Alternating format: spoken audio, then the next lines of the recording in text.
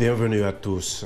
L'année 2020 qui s'achève a vécu au rythme de la pandémie de Covid-19.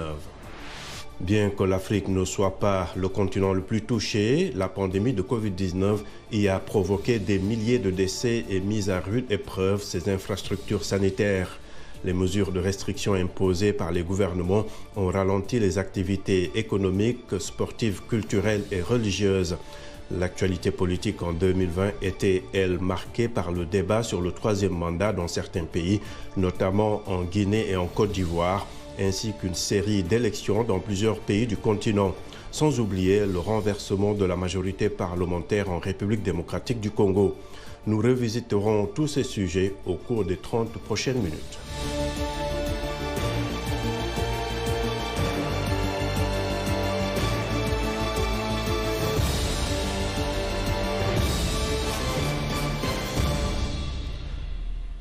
Comme dans beaucoup de pays en Afrique, les restrictions imposées en Afrique du Sud dans le cadre de la lutte contre le Covid-19 ont eu un impact néfaste sur un nombre incalculable de personnes, y compris celles de la classe moyenne. Anita Powell, correspondante de la VOA à Johannesburg, a rencontré un jeune Sud-Africain diplômé de l'université qui raconte comment ses rêves de promotion sociale ont été brisés. C'est un récit de Salwa Jafari. Comme beaucoup de Sud-Africains, Tshegofatso Balirelang a connu une année difficile alors que son pays imposait des mesures strictes contre le coronavirus au prix d'une économie déjà en difficulté. Il a été licencié en juin et a emménagé avec sa famille. Les choses sont devenues difficiles, même à la maison. Je ne pouvais pas subvenir aux besoins de ma famille comme avant. Et à l'époque, je vivais avec mon grand-père et mon père et aucun d'eux n'était employé. Nous devions donc essentiellement survivre grâce aux subventions qu'ils recevaient du gouvernement. Des millions de Sud-Africains racontent une histoire similaire cette année. Mais Balirelang est l'un des rares Sud-Africains à avoir un diplôme universitaire, emblème du rêve d'une classe moyenne noire robuste. Un rapport des Nations Unies estime que jusqu'à 34% des ménages de la classe moyenne sont désormais vulnérables. La pandémie a porté un coup dur à une économie déjà en contraction, avec des taux de chômage records. Les choses allaient plutôt mal avant le début de cette année. Et puis, nous avons eu ce virus et ce verrouillage, et tout est passé de mauvais à vraiment, vraiment mauvais. Je pense qu'aujourd'hui, l'économie sud-africaine n'est même pas en récession. Elle est en fait dans une profonde dépression. Le président Cyril Ramaphosa a reconnu les dommages causés par la pandémie et a appelé à la patience. Lorsqu'il a annoncé un verrouillage plus tôt cette année, il a également mis en place une série de mesures de relance économique, principalement destinées aux ménages pauvres. L'histoire m'absoudra parce que la détermination de corriger les choses est là. Et nous pouvons avancer à un rythme lent, et nous pouvons avancer à un rythme où les gens veulent des mouvements plus rapides. Mais nous corrigeons les choses avec soin. Mais de nombreux Sud-Africains disent que ce n'est pas suffisant. Balirelang ne pouvait pas prétendre aux allocations de chômage car il n'était pas sans emploi depuis assez longtemps. Je pense que malheureusement, il y a une certaine perspective selon laquelle, même si vous faites partie de la classe moyenne, vous seriez toujours en mesure de survivre à la pandémie si vous veniez à perdre votre emploi. Ou il y a toujours l'hypothèse qu'il y a encore de l'argent mis quelque part pour que vous puissiez survivre, même si ce n'est pas pour longtemps. Mais il y a encore quelque chose sur quoi vous pouvez survivre jusqu'à un certain temps. Et malheureusement, ce n'est vraiment pas le cas. L'économiste Dewi Root dit qu'il est fondamentalement plus inquiet pour les pauvres qui ont ressenti les pires effets. Le ministre des Finances ne peut faire qu'une seule chose. Il n'y a vraiment qu'une seule chose à faire. Il doit dépenser moins d'argent. Et inévitablement, cela signifie qu'il doit dépenser moins d'argent pour les gens. Cela signifie qu'il doit commencer à couper, il doit commencer à fermer les entreprises publiques, licencier beaucoup de fonctionnaires et payer le reste moins. C'est ce qui doit arriver. Et c'est ce qui va se passer. Soit nous le faisons maintenant, pendant qu'il a encore un peu de contrôle, soit l'inflation va le faire pour vous avec le temps, éventuellement. Balirelang a atterri sur ses pieds pour l'instant, avec un emploi dans un hôpital gouvernemental. Mais l'année prochaine sera-t-elle meilleure? Il reste optimiste. Malheureusement, les statistiques ne lui donnent pas raison. Merci beaucoup, Salwa. Et pour le débat et nous accompagner dans cette première partie de ce Washington Forum, j'ai avec moi deux invités. Idriss Fall, rédacteur en chef de VOA Afrique, et Bagassi Koura, chef de la section Bambara de VOA Afrique. Merci, monsieur, d'être avec nous. Idriss Fall, l'hécatombe qu'auguraient beaucoup de spécialistes n'a pas eu lieu, certes, mais le continent africain a quand même beaucoup souffert de la pandémie, n'est-ce pas? Qu'est-ce qu'il faut retenir de la gestion de la pandémie en Afrique pour vous? Non, je crois qu'on avait prédit que c'était une hécatombe, mais en fait, les prédictions concernant l'Afrique n'ont pas eu lieu. Les pays africains ont tenu beaucoup mieux que l'on s'y attendait. Sauf que maintenant, quand même, à la fin de l'année, il y a une seconde vague qui est en train de reparaître un peu au Sénégal, au Mali. Mais ce n'est jusque-là pas les chiffres énormes qu'on connaît aux États-Unis ou en Europe. À part peut-être l'Afrique du Sud quand même, où quand même on a eu, oui, l'Afrique du Sud est dans une situation un peu différente. Alors Bagassi, les économies africaines ont énormément souffert de la pandémie, hein, alors que le continent n'est pas le plus touché. La mondialisation, dit-on, y est pour beaucoup. Quelles leçons faut-il tirer de tout cela? Comment jugez-vous la réponse des gouvernements et qu'est-ce qu'il faut en tirer comme leçon? Ce que la crise du Covid vient rappeler en termes d'intégration africaine, c'est qu'il faut accélérer ce processus parce que le commerce intra-africain jusqu'à présent est extrêmement faible. Récemment, dans un article, le Financial Times disait qu'en 2019, seulement 14% des échanges étaient effectués entre pays africains, ce qui est plus de 70% en Europe ou en Asie. Et donc, d'où la nécessité que les pays africains puissent améliorer cet aspect des choses. Et vous savez, la ZLEC, la zone de libre-échange qui devrait faciliter cela, doit entrer en vigueur ce 1er janvier, mais il ressort que la plupart des pays ne sont pas prêts, n'ont pas les dispositions douanières et autres, les autres réformes pour appliquer cet accord de libre-échange voilà, cette intégration entre pays africains. Donc, si on avait des instruments comme ça qui fonctionnaient, peut-être que la crise du Covid allait avoir moins d'effet sur l'économie. Mais le fait que beaucoup de nos produits viennent d'Europe, d'Asie et d'Amérique et que toutes ces économies ont été impactées a aussi énormément joué sur le continent. Alors, Idriss, sur le plan politique, quand même, la pandémie n'a pas empêché les élections de se tenir et entre autres débats sur le 3e mandat en Côte d'Ivoire et en Guinée, les élections au Niger quand même, où Mamadou Issoufou, le président sortant, ne s'est pas présenté. Pour vous, c'était quoi les grands événements marquants en 2020 sur ce plan? Les élections au Niger, apparemment, qui sont relativement bien passées. Il faut aussi signaler qu'il y a aussi des élections en Centrafrique qui apparemment aussi se sont relativement bien passées malgré l'insécurité ambiante. Et les deux gros événements, c'est effectivement la candidature à un 3e mandat de M. Alassane Ouattara et la candidature à un 3e mandat de M. Alpha Condé. Et donc, dans ces deux pays, Alassane Ouattara a invoqué un cas de force majeure après le décès de son dauphin et Premier ministre Amadou Bon Coulibaly. Il vient de remporter les élections le 31 octobre. Pareil pour Alpha Condé, qui aussi a soufflé le chaud et le froid, mais finalement s'est présenté en 3e mandat et l'opposition a dénoncé tout ce qu'elle pouvait dénoncer. Et le monsieur aussi, quand il est arrivé au pouvoir, quand il a été investi, il a appelé les Guinéens à tourner la page du passé. Donc ça, c'est au plan politique. Il y a eu d'autres élections l'année dernière. Il y a eu des élections au Togo, il y a eu des élections en Tanzanie. Mais donc, c'est avec des...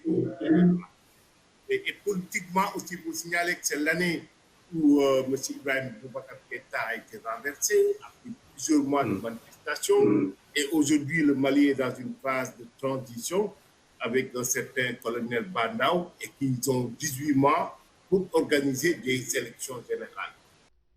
Alors, Idriss, on va passer à un autre sujet que vous aviez commencé à aborder, c'est la RDC. C'est une fin d'année assez mouvementée dans ce pays avec ce que certains appellent la reprise en main de Félix Tshisekedi. L'éclatement de la coalition FCC cash a-t-elle été une surprise pour vous? Non, pas du tout. C'était un mariage contre nature, comme on dirait bien. Et que je crois qu'on ne pouvait pas avoir deux pilotes dans le même avion et que Tshisekedi, tout le monde pensait qu'il ne pouvait pas réussir ce pari. Il a réussi quand même à redéfinir une majorité à l'intérieur de l'Assemblée qui nous permettra d'accompagner ces politiques, que d'avoir cette sorte de céphalisme tout le temps où l'ancienne présidente de l'Assemblée n'est pas d'accord avec le président. Je crois qu'il fallait quand même arriver à cette situation. Tout le monde craignait. J'ai même entendu un ministre français dire à ceux qui disent on ne sait même pas si vous serez président jusqu'à la fin de l'année, après une rencontre à Brazzaville. Donc tout ceci montre quand même qu'il a eu l'initiative qu'il fallait régler une question politique qui ne lui permettait pas d'avoir les coups de franche et être le seul pilote dans l'avion pendant que Joseph Kabila est au Sénat, quoi. Donc, je pense que c'est un dénouement assez bien pour le pays, même si jusque-là, l'Est subit encore tous les enjeux sécuritaires que vous connaissez, avec des rébellions à gauche et à droite. Mais je crois que ça, c'est un combat à long terme et que je pense que c'est déjà un premier pas qui lui permet d'aller mener sa politique, particulièrement dans la lutte contre la corruption, parce que les Américains le soutiennent à fond la caisse pour véritablement essayer de déblayer le fléau de la corruption en République démocratique du Congo, Abdou. Alors, Bagassi, avant de passer au Sahel, un mot sur la RDC ou plus globalement sur, disons, l'histoire des coalitions au pouvoir en Afrique. C'est pas toujours facile, mais il y a eu des cas quand même où ça a marché plus ou moins. Pour la RDC, c'était un peu plus compliqué, n'est-ce pas? Oui, pour la RDC, c'était beaucoup plus compliqué parce que Joseph Kabila, comme diraient les anglophones, c'était l'éléphant dans la chambre qui dérangeait tout le monde. Et donc, c'était difficile pour le gouvernement d'avancer dans ces programmes. Mais ailleurs, des coalitions ont été mises en place. On a vu, par exemple, en Côte d'Ivoire, après les élections, l'unique candidat de l'opposition, Kakabe, à qui on a offert un portefeuille de la réconciliation. Ça peut être beaucoup plus symbolique que les autres coalitions qu'on peut voir ailleurs. Au Burkina Faso, on s'apprête à former une coalition parce que le parti au pouvoir n'a pas pu remporter la majorité au Parlement. Donc, on a quand même des coalitions qui marchent un peu partout, mais pour le cas de la RDC, c'était assez spécifique parce que Kabila, qui était quand même un peu comme en embuscade pour peut-être revenir un jour ou en tout cas avoir une main pour contrôler la RDC, même s'il n'est plus vraiment aux affaires. Oui, on va suivre en tout cas la situation en RDC tout au cours de l'année certainement à venir. Alors, on va terminer rapidement sur le Sahel. Bagassi, le Sahel qui continue de subir des attaques djihadistes. Pensez-vous qu'on pourrait avoir une amélioration en 2021? C'est difficile à dire. 2020, je ne sais pas où on placerait ce bilan. Apparemment, les choses se sont légèrement améliorées, mais la situation est restée préoccupante. De nombreuses attaques terroristes. Il y a eu des affrontements intercommunautaires dans le centre du Mali, dans le nord du Mali. Et il y a eu bien sûr cette affaire de libération d'otages avec Soumaïla Cissé, qui est malheureusement décédé il y a quelques jours du Covid-19. Mais ce qu'il faut noter, c'est qu'on attend depuis des années la montée en puissance du G5 Sahel. En tout cas, en 2020, ce n'est pas arrivé. Cette force sous-régionale est restée silencieuse. Et donc, espérons qu'en 2021, les choses vont changer à ce niveau et que les États vont mieux s'organiser. Ce qu'il faut dire, c'est que le Mali est maintenant en transition, ce qui affaiblit énormément les institutions dans ce pays.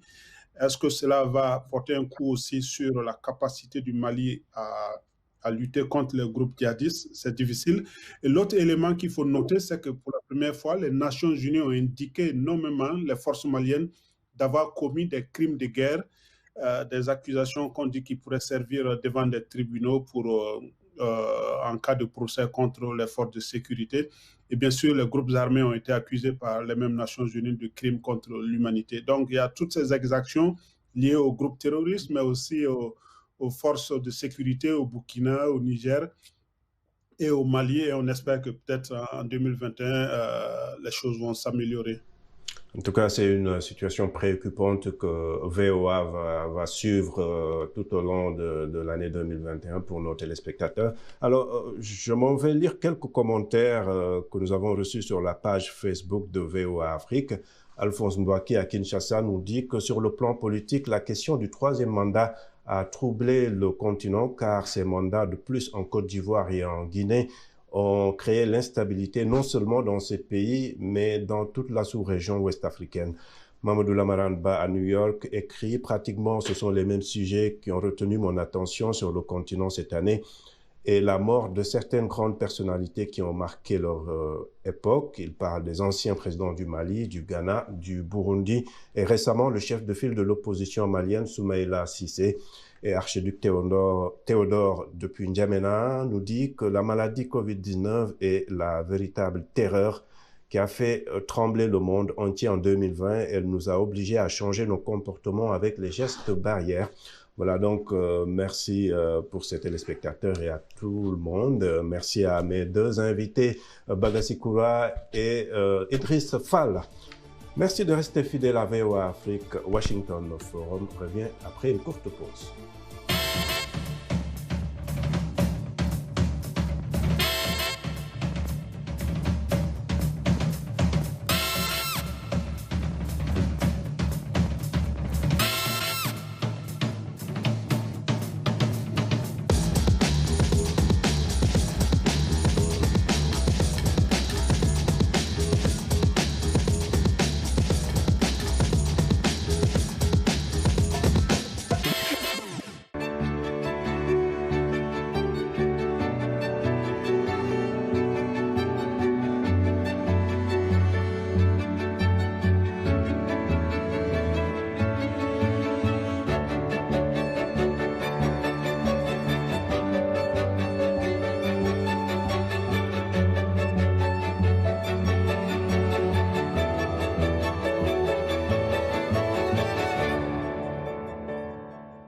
Heureux de vous retrouver pour la seconde partie de Washington Forum. Le monde des arts a tourné au ralenti en 2020. Beaucoup d'événements culturels n'ont pas pu se tenir à cause de la pandémie de Covid-19, sans oublier que l'Afrique a perdu beaucoup de grands artistes cette année. Retour sur une année difficile, mais qui n'a pas ralenti la créativité des artistes, avec Roger Montou. Cette année 2020 a été l'année de la métamorphose de l'expression culturelle africaine.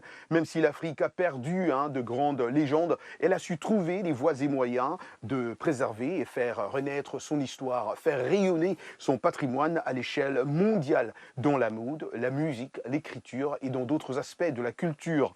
Dans cette revue, nous retraçons les moments clés du monde de la culture en Afrique.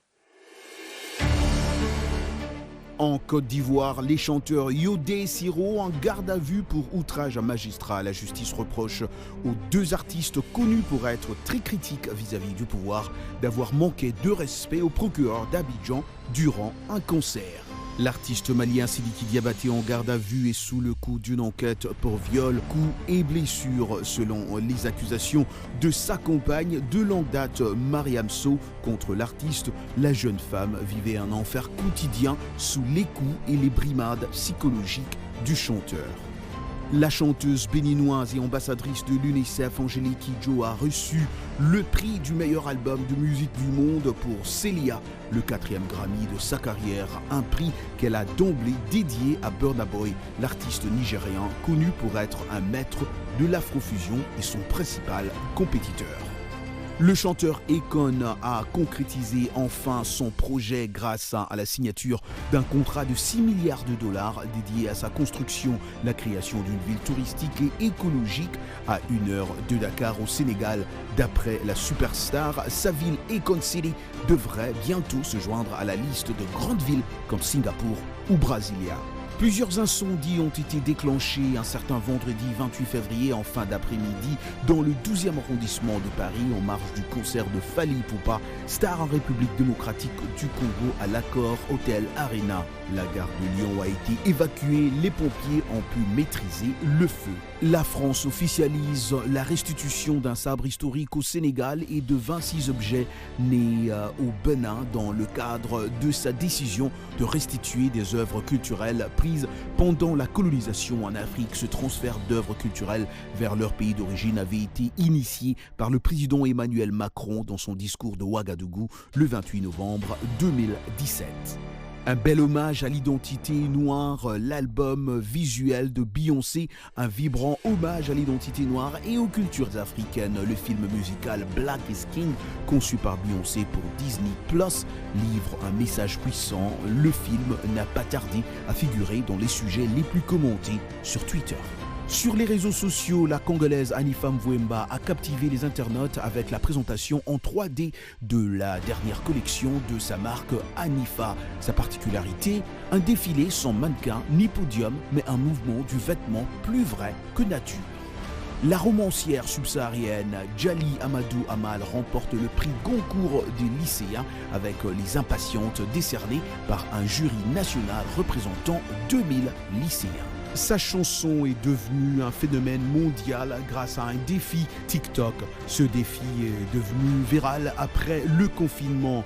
On y voit des personnes danser sur la chanson Yerusalema de Master KG interprétée par la chanteuse Namsibo. Burkina Faso, la 2e édition des trophées du livre Plume d'Or s'est tenue le 14 novembre 2020 à Ouagadougou. Cet événement a été un cadre de récompense, événement de distinction des écrivains, Plume d'Or, la 2e du genre cette année.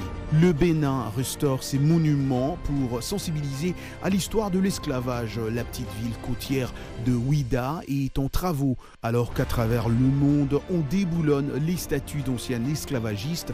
Le Bénin a décidé de restaurer ses monuments pour conter sa douloureuse histoire de la traite négrière à la colonisation.